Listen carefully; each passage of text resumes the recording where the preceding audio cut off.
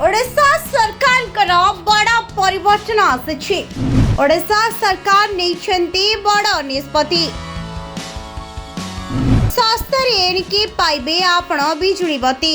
सस्ता होइछि विद्युत। हाँ दर्शक बंधु, सरकार सुनाई बड़ घोषणा। एणिकी सस्ता हेबो विद्युत। विद्युत बिल रे आनिबे आश्वस्ति। एथर सस्ता होइछि विद्युत।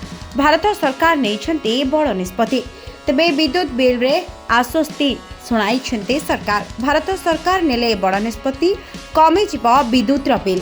प्रति मासरे बढ़ुवा विद्युत बिल को नहीं असुविधार सम्मुखीन होउतबा व्यक्ति मानक पई यहाँ एक बड़ आश्वस्तिकर खबर आसी।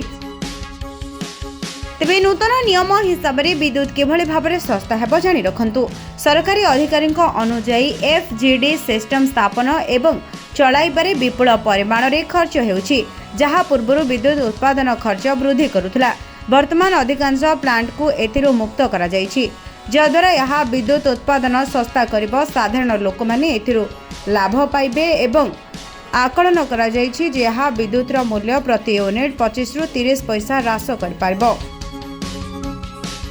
तेबे FGD नियम ए पर्यंत प्रযোज्य हेबो तो सरकार यह मध्य स्पष्ट करिसेंती जे पावर प्लांट अत्यंत प्रदूषित अंचल किंबा गंभीर वायु गुणवत्ता रहितबा सहर रे रहिछि, तांको उपरे नियम एबे भी लागू हेबो। Bureau report, smart news Odia.